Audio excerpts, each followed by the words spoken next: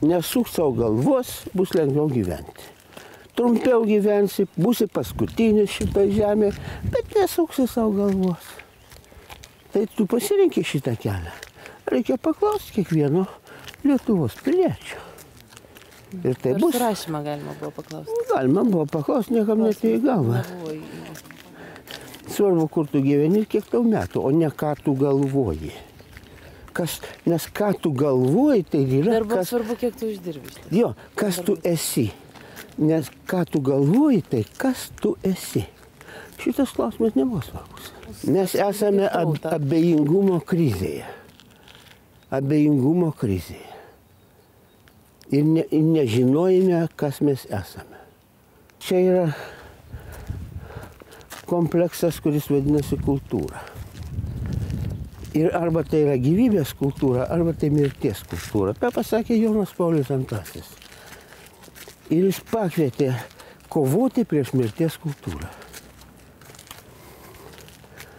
Į mirties kultūrą įeina ir nenoras turėti savo gyvenimo tęsinį, turėti vaikų.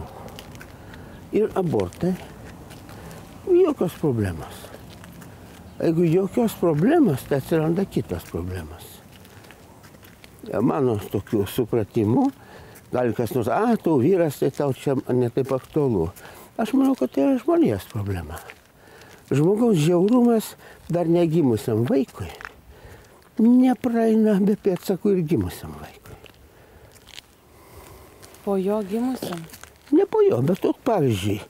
Vienam neleido gimti, o kitam pasisekė ar leido gimti. Bet jeigu bendras toks požiūris yra, kad tas, kuris galėjo gimti, jau turi kažkokią tai nuvertę savumą, būti. Oficialiai pasakyti, kad čia auglys. Kol jisai nesuriko pirmą kartą, tai jis tik auglys. Nu, jau ten nuo tam tikro mėnesio jau tartum žudyti negalime, bet yra klinikos, yra daktarai, kurie 7 mėnesio problemas išsprendžia su peiliu. Ir tą, kuris galėjo gyventi, išmeta į šiukšlyną. Kai kokia nors silpno intelekto arba beširdė moteris pagimdo nereikalingą vaiką ir uždusina šiukšlių dėžėj, tai nusikaltimas, žmogžudystė.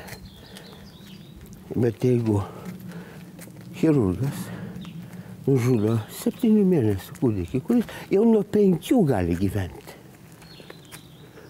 7 mėnesių Lietuvoje jau yra irgi nusikaltimas. Taip, bet tai nusikaltimai daromi.